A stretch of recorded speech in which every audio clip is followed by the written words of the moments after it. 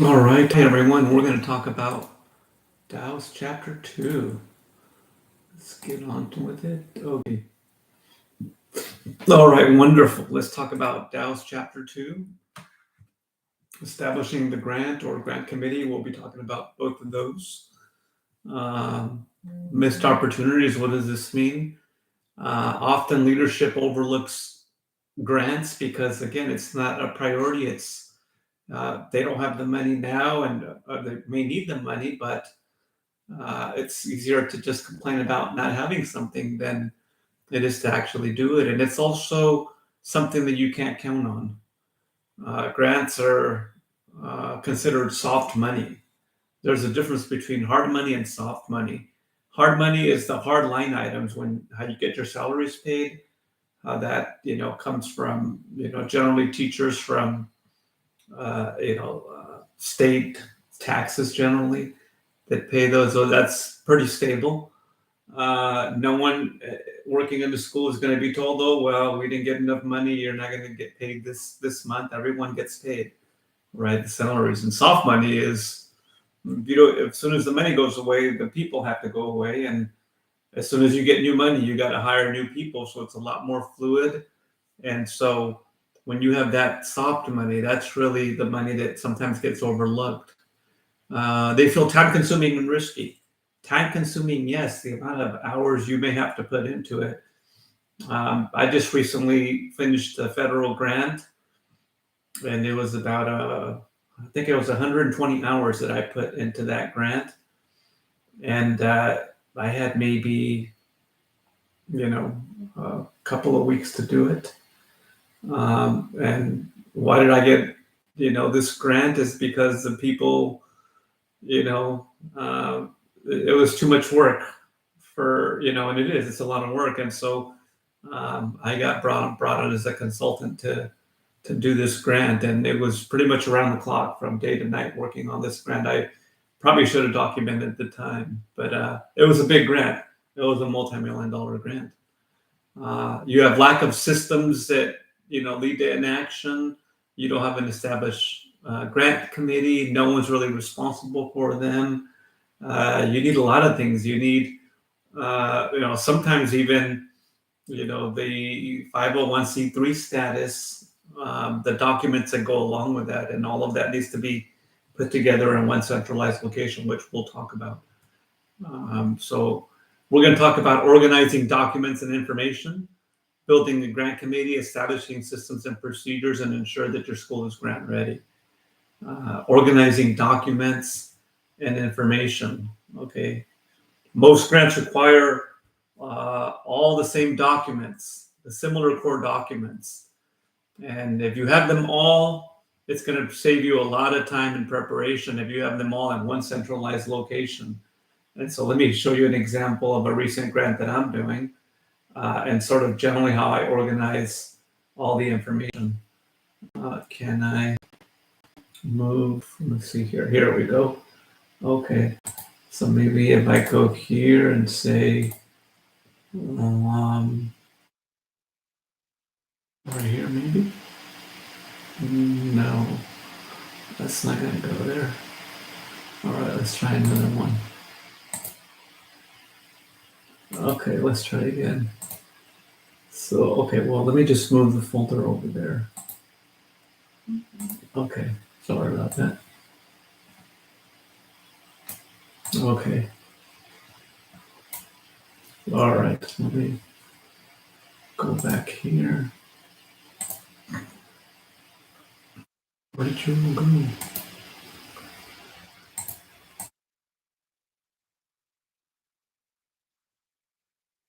Hello, class, where are you? There you are. Okay, sorry. Okay.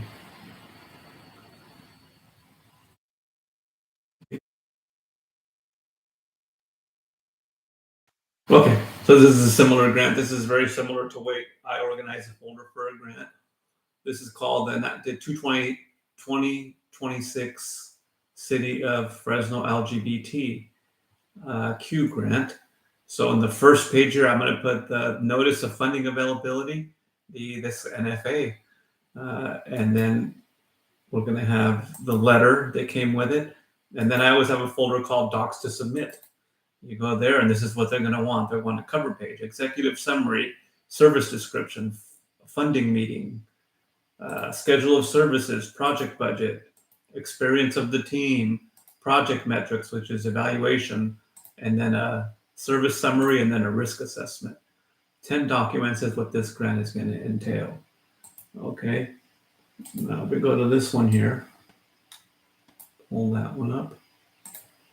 Okay, so this is another grant, recent one.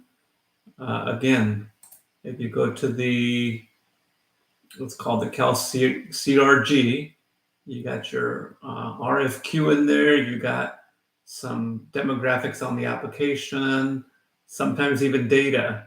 I'll pull up data like this of my population and all the counties that I'm going to be including in this grant.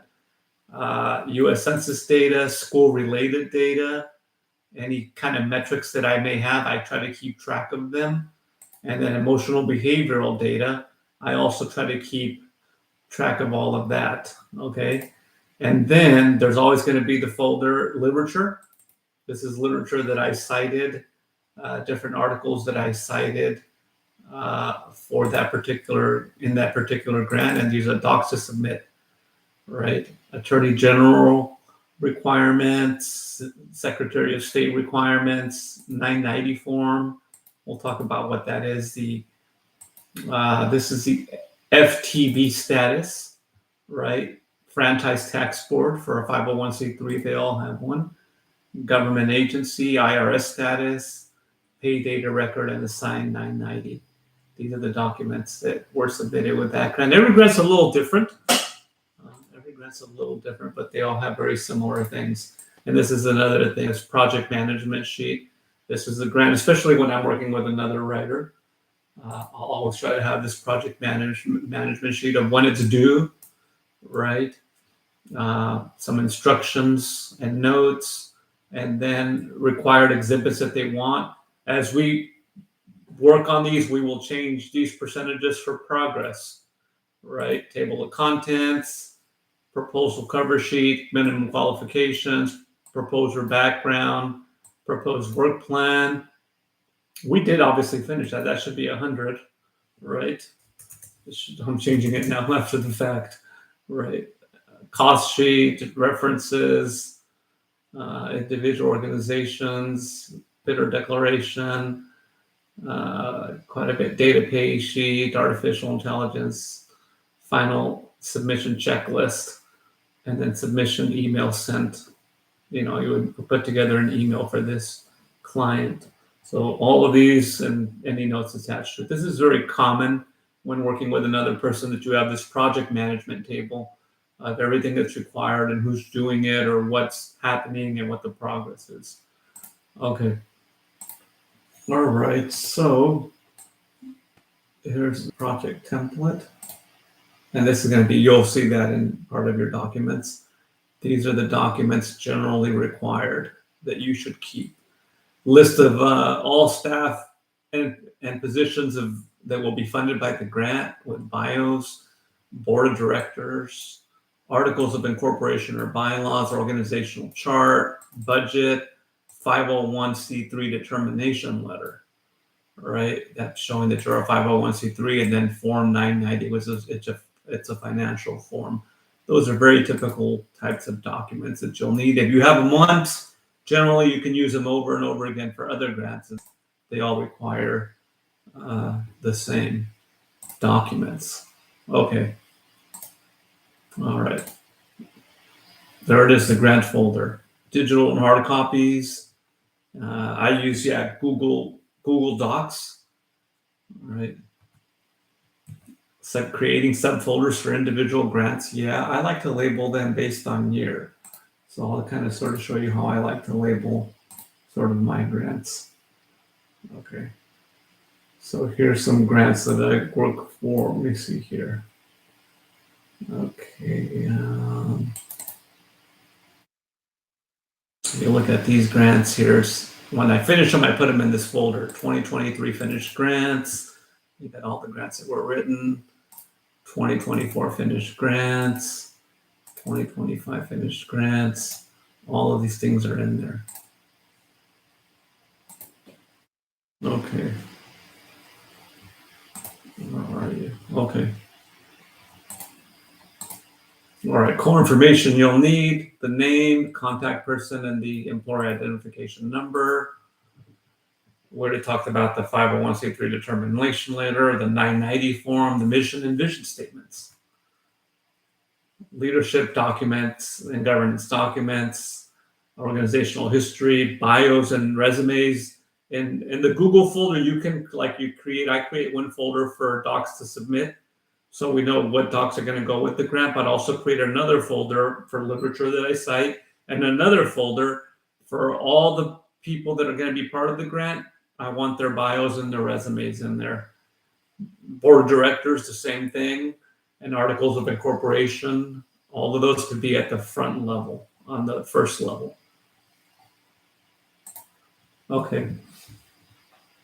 List of other grants received. If you have other grants, financial statements, budget summary, or organizational chart. We talked about that. Okay. Strategic plan. Sometimes, very rarely is that asked for. Annual report, not usually asked for. Previous grant proposals, they'll ask you if you have other grants. Yeah, that's pretty common in a grant. And how much it is, what's the name of the grant, and how much is it? And recent publicity and honors, if you have any of your school district has won any honors or has been in the newspaper for whatever reason, that's also good information. Okay, a grant committee. Grant writing is not a solo task. You got to create a committee. You don't have to, but it's highly recommended, right? Where you analyze the school needs, you develop solutions, you find funding opportunities, and you manage the development of a grant from start to finish. Those are all the different responsibilities of a committee, right? Choosing members with key skills. You got to have somebody who's a good writer, but a brief writer. Because I work with a lot of writers, and they're very verbose. They're asking for 500 words. The grant wants 500 words, and they may write 5,000 words. I have a colleague like that. No. You got to write somebody who's a good writer but can get to the point quickly. Looking for somebody who's passionate and committed to helping the school and to writing grants, to the process. Writing is a process, and grant writing is a culture. Okay, 5 members is typically effective if you can do that. Generally, I work with groups of 2 or 3, depending on the different grants. So, researcher and the writer, right? Those are 2 different people, but they can be the same thing. I'm often the researcher and the writer and the copy editor, right? And the record keeper and the proposal coordinator.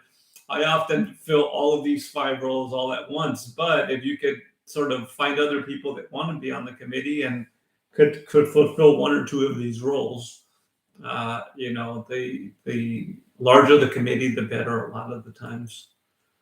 Okay. It requires stamina. I'm sorry to say, it requires working after hours, weekends, holidays. That's just what it takes. That one grant that I told you that I spent like 120 hours, I can pull it up if you want, but the grant, I think it was like a holiday or something, and they didn't want to work over the holiday. This team, they're a fantastic team, and I don't blame them for not wanting to work over the holidays, and I'm like, oh, yeah, I'll take it on. And I did take it on. So pulling up the grant. So, this is let me see, pull that up. Can you see that? Stop seeing that. Okay. Let's see here. Okay, right there.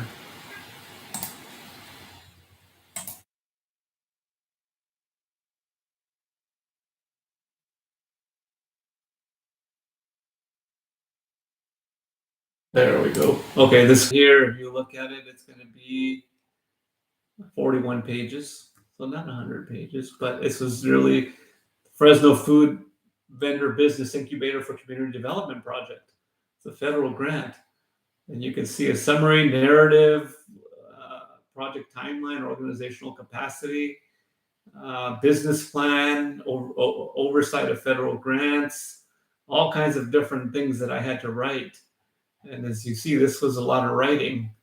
This is really essentially no joke. I had to write this from scratch. I had to learn the business and write it from scratch, and put in all the different things that we want to do. I mean, obviously understanding, right? If you're a person that knows your community and knows this one is really to help food vendors, and I know the need already. I know something about food vendors. I know something about nonprofits. I know something about all of our high poverty zip codes in Fresno. What are they? What are their needs? I know that. I've done needs assessment in a lot of our high poverty zip codes.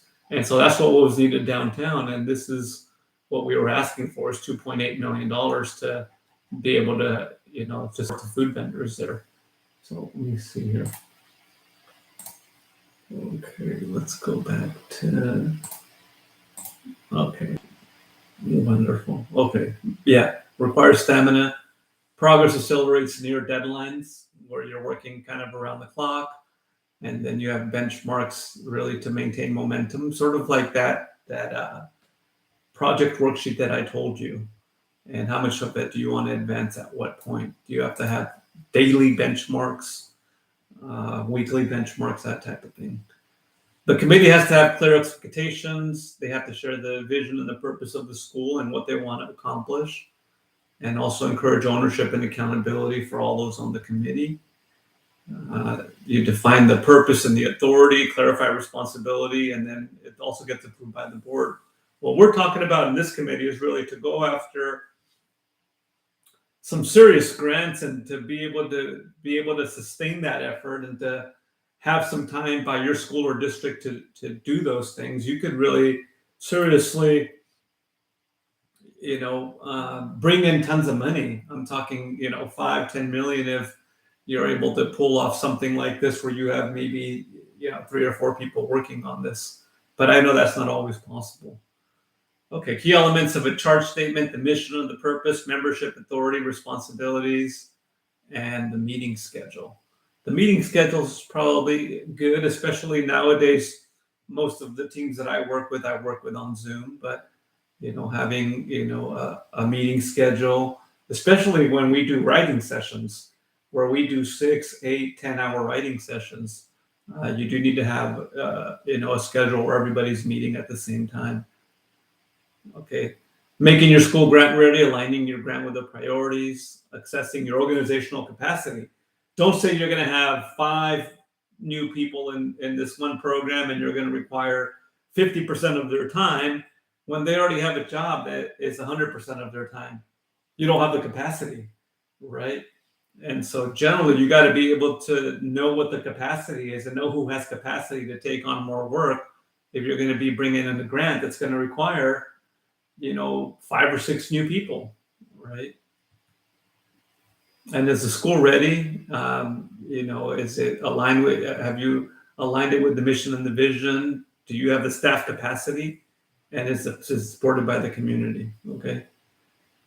Internal impact, you're going to need accountability readiness. Is accounting ready to be able to take on this new money and deliver it and work with the people that are working on the grants to coordinate the budgets or whatever is needed? HR and staffing considerations, and then facilities and scheduling impacts. How is that going to impact the people, the site, the physical site that is needed to create a new program or the like? All right. You have to have clear reporting structures, define roles and responsibilities, and a system for monitoring and compliance as you're moving forward in the grant committee, right? Sometimes you'll have resistance, right? Resistance is really what it mainly does is it reveals concerns that people may have to bring in a new program or serving a specific population. But the grant writing really helps iron those things out, helps bring those things to the forefront, and helps address them. Okay. Key thing: do not work alone. At least Everyone should have at least one other person to work with at the very minimum. Allow sufficient time and be committed to the process. Let the vision drive the decisions and plan for roadblocks. Okay. There's a lot of roadblocks. It gets easier. Every year, every grant gets easier, but nevertheless, there's always those roadblocks. Okay. Missed opportunity. If you don't write, you don't get the money. You don't enter the competition, right? Grants can really strengthen the sustainability of whatever it is that you're doing.